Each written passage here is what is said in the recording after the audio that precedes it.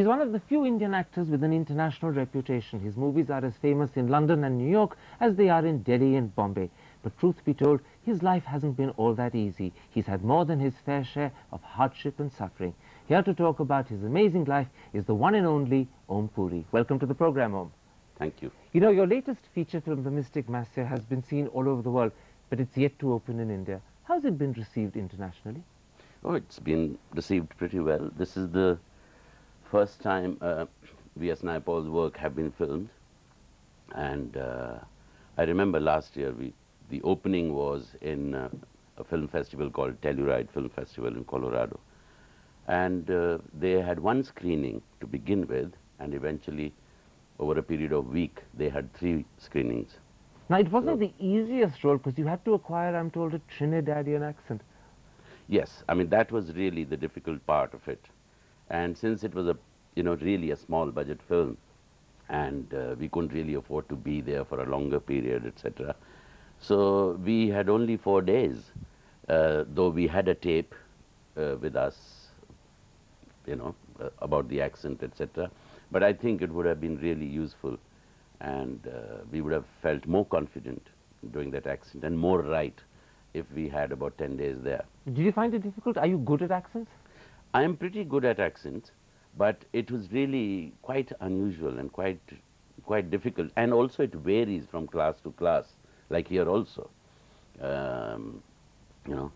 So that was the difficult part of it. Now, the amazing thing is, looking at the films that you've done and that I've talked about, whether it's East is East or My Son the Fanatic or some of the serials that are going to be happening on British TV like Zadie Smith's White Teeth, it seems that your best work is now being done abroad. Now, yes, I'm glad you said now for the last 6-7 years, but earlier I'm very proud of my work which I did in the past with Govind Halani, with Shyam Benegal, with Ray Sahab and Minal Sen and, others. I'm really very proud of that work. But, for last, I would say, after City of Joy, which was in '91, I haven't been having, very big luck in terms of roles. I did Drokal with Govind after that, but not many parts of that quality. So I was feeling a vacuum. I was missing out on Tamas and Drokal and Ardh Satya and Akrosh, Susman, these films. And then, fortunately, it happened that the British cinema opened doors for me, and I started getting work in British cinema. In fact, not just work, you've got a lot of praise in British cinema. East is East has had quite a lot of extravagant praise, and some of it is for the fact that you had to play a very difficult character.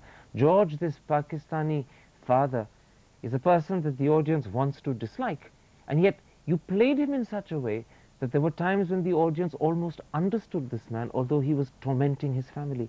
Was it for you a particularly difficult role? Actually, it was, to be honest, because I was also invited to do the play. Before the film, they had a play, and I couldn't go for that because I had commitments here. And when we had a chat with the director, and he said that on stage he was very, very negative, the character. And I said, well, he is negative, he's harsh, he's, authoritarian, and he's very rough with his family, etc. He has no patience, but at the same time, he had a hard life as well. So we need to look into the subtext, and we can't make a saint out of him, but at the same time we should give the devil his due. Because here's a man who has been working very hard, and he's raised his family. I said, if he was as brute as he is now, half of children would have been dead, or at least lame, and also his wife would have left him. So there is another part, and this, what is happening to him, is a recent behavior. But there's something very interesting in what you're saying. You were determined to play him much more difficultly than the original black and white version you were given. You saw him as a complicated man, and Yes. you wanted to show all of that. Yes, yes. And also I wanted to bring the subtext in, that in spite of all that, he has moments, like for example, the chair scene in that, could have been a funny, ordinary, straight scene. But I wanted to play it like, make a slight love scene out of him. between him and his wife, tender moments, you know. And I'm glad that it really turned out very well. Would I be right in saying that you're not just an instinctive and emotional actor, you're much more of a cerebral actor? You think your way through the part. Yes, I mean, I suppose every actor is supposed to do that, and particularly actors who are trained. I mean, I spent 3 years in drama school in Delhi and 2 years in Film Institute, Pune. So it would be out of character not to think your way through. Absolutely. Okay, let's go back to the very beginning of your story. You were born into a family of 8 children in the small Punjabi village of Sanor. What sort of childhood did you have? I mean, according to me, I had a wonderful childhood and very, very adventurous. I mean, I played rough games like kabaddi and peel palangra, which means climbing on the trees, etc., and hockey and volleyball. And I mean, I had hard moments. Like, for example, I worked and studied. Even in school, after 8th standard, when I was in 9th, I was teaching small children of 5th and 6th standard, and I was going to school. And I was cooking, and I was living alone. Much of that, in a sense, has to do with your father. He was a colorful character, but I'm told he wasn't always the easiest of people for the family to get on with. Yes, he had a temper. He A had nasty temper? Sometime, yes. And but he was also affectionate, particularly to me. I was the youngest in the family. I remember a lot of wonderful moments with him, but at times, because you know, things were not easily available for him, and he had to sort of change his jobs every 6 months because of his temper. He wouldn't get along with his employer. So the employers would ask him to leave? Yes, I mean, he will work for 6 months, and then he wouldn't find a job for another 2 months.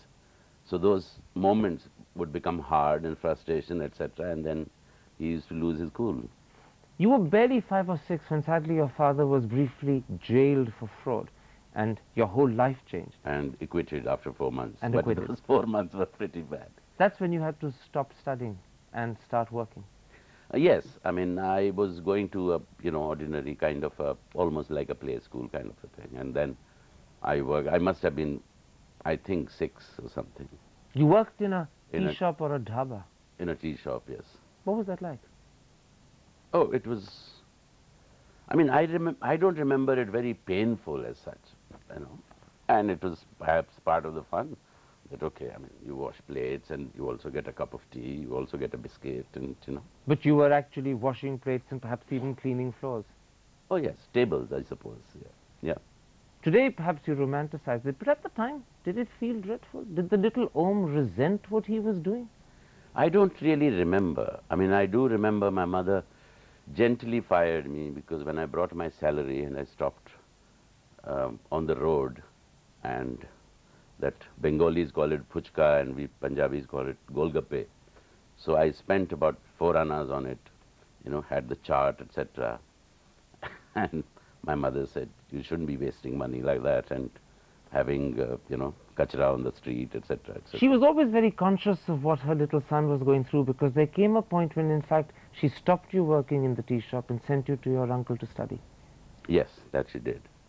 I mean, she requested her brothers to keep me, and they were big farmers, and I studied in that village. Were you good at school? I was brilliant in school. I was good in sports. I was monitor till the high school, and I used to participate. I was a Boy Scout, and you know. So that was a golden moment. That was really the golden moment, and I was very, very attached to the school, and I was a little hero of that village. And then sadly, your father and your uncle fell apart and everything went wrong all over again. Yes, yes. That was another, you know, turning point in the sense, then I was at my own, which was 9th standard. And then I did... When you say you were on your own, you mean your uncle, because of the trouble with your father, asked you to leave home? Yes, yes.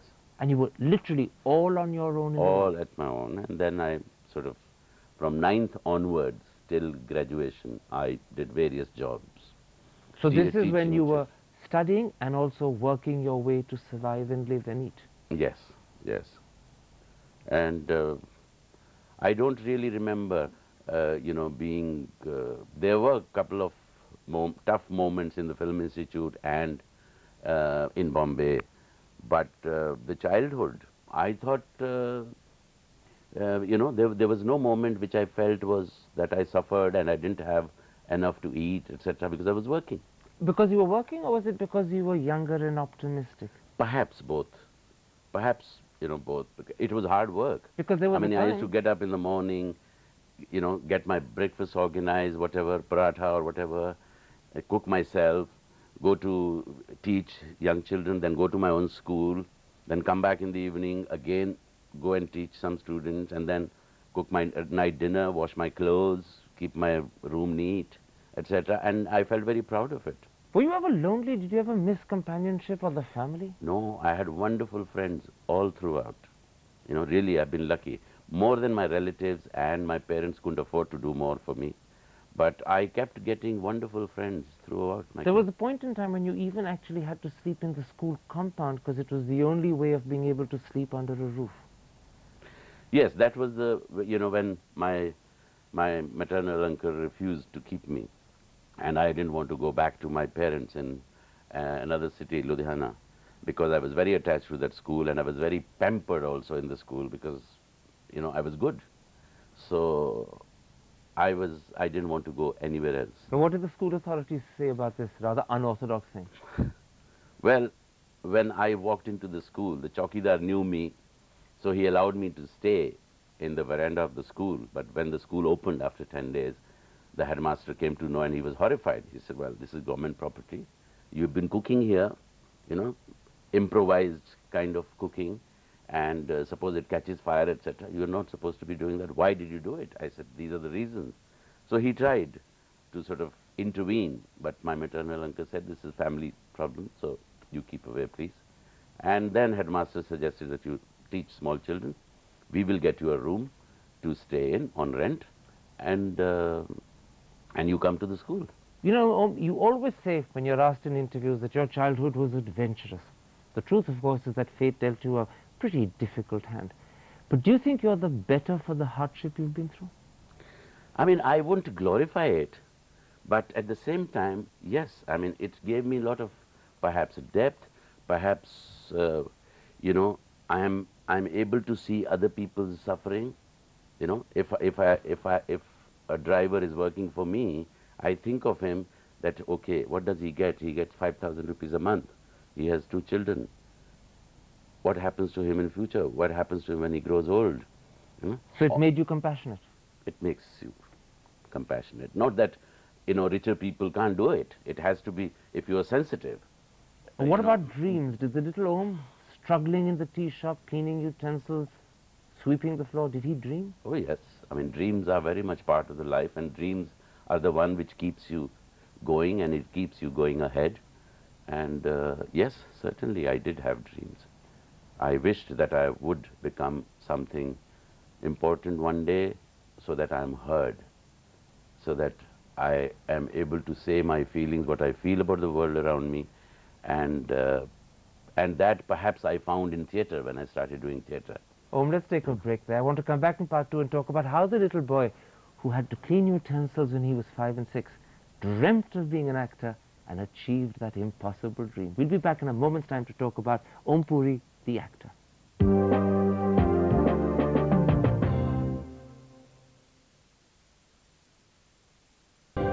Welcome back. My guest is the very talented Om Puri.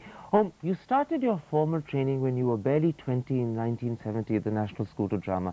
At that time, you were a small boy from rural Punjab who was thrown into the middle of cosmopolitan Delhi. Were you a fish out of water? Well, first 6 months were pretty bad. I wanted to run away. I wanted to go back to Patiala. And Mr. Al-Qazi, who was our director, sensed that there is some problem I'm going through. And I was very, extremely shy and introvert that time. And so he asked the other senior students, find out what is troubling him, etc. So I remember M.K. Raina cornered me one day and he said, what's your problem? I said, I studied in a municipal school. I don't know what the hell is going on in the class because it's English medium. And you were saying all this to Raina in Hindi? I was telling you that. So anyway, we had a little chat and he went back to Al-Qazi Sahib. So Al-Qazi Sahib called me. He said, Om, don't worry about English. You are wonderful in your practical classes, in acting class, in speech, in imagination, in yoga. So, I mean, you know, literature is little weak, so, but don't worry about the language. You speak in English. If you get stuck, you speak in Hindi or even Punjabi. You know? So that gave me a lot of confidence. And then he gave me some tips.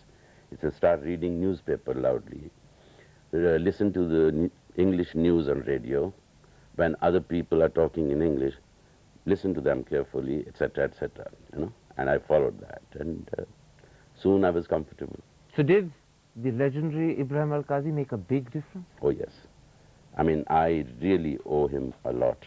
Not only he taught me acting, the attitude to life, the sense of discipline, humanity, lots of things. I mean, I would say, it won't be wrong if I say he's the real parent. There was someone else that you met at the NSD. You briefly mentioned him in part one. He was a fellow student of yours, although I think a couple of years older, and that was Nasiruddin Shah. He's only 5 months older. Only 5 months older. What was he like? Because that's a friendship that you formed that's continued all the way through. Yes, I mean, and also, I mean, that is the only friend whom I remember that at what exact point the friendship began.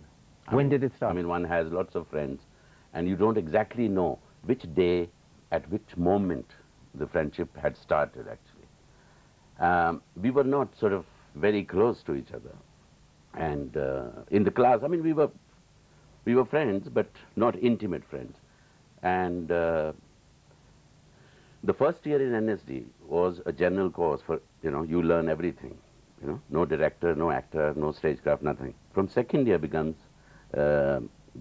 specialization. So I took acting as a specialization, and Nasir had taken direction. And Mr. Al-Qazi was casting a play called Suryamukh.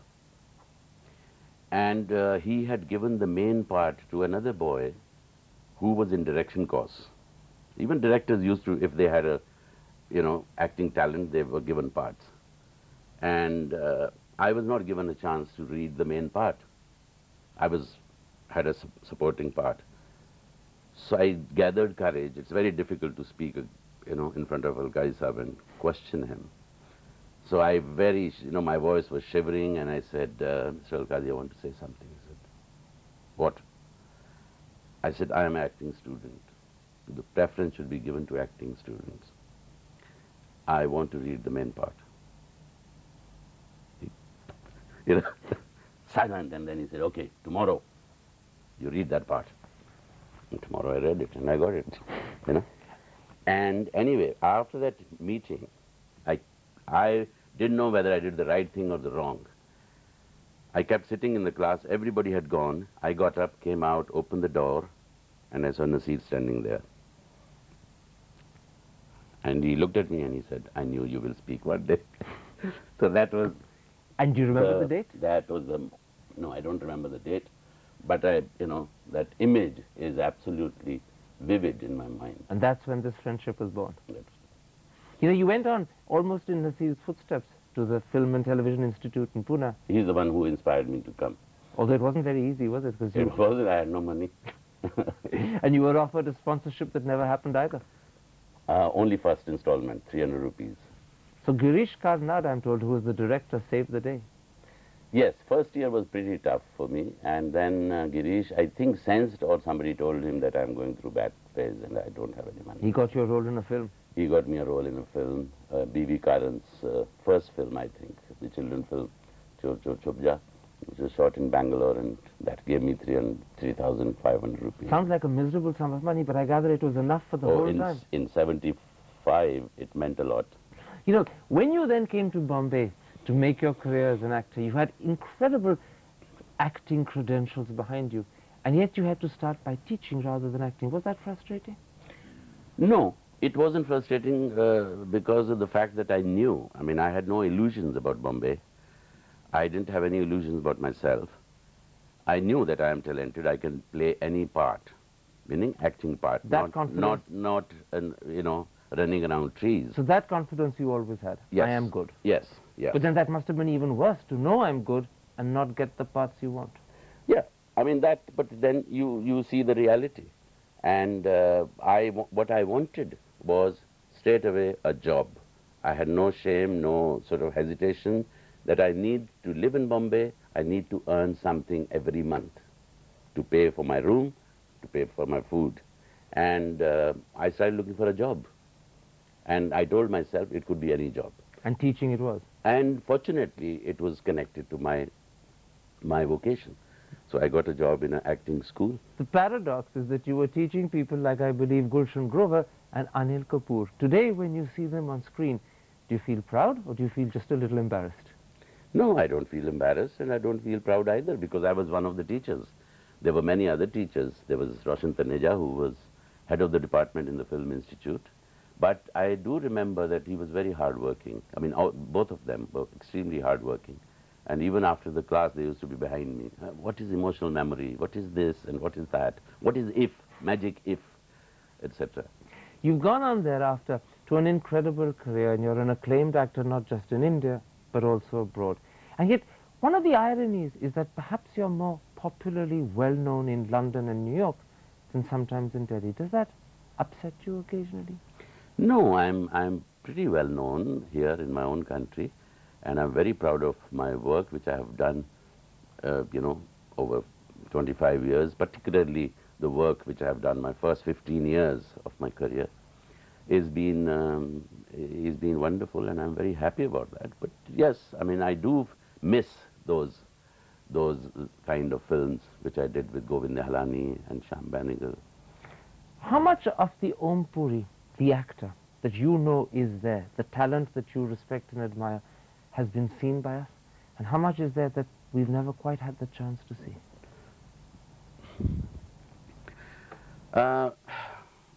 Well, I really feel that not only me, there are a number of other actors who are capable of giving much, much more. And that's really a sad part. I mean, if we look at the Indian cinema in the last 20 years or 25 years, in terms of, you know, in the canvas of world cinema, then I think we don't really stand, you know, very proud. So there is a moment when you keep saying to yourself, I can do much better, I just need the opportunity. That's absolutely true. And if it doesn't come, will it disappoint you? It does disappoint you, but then you don't let it affect you. You look forward and carry on. Yes. Om Puri, it's been a pleasure getting to know you. Thank you. Wonderful.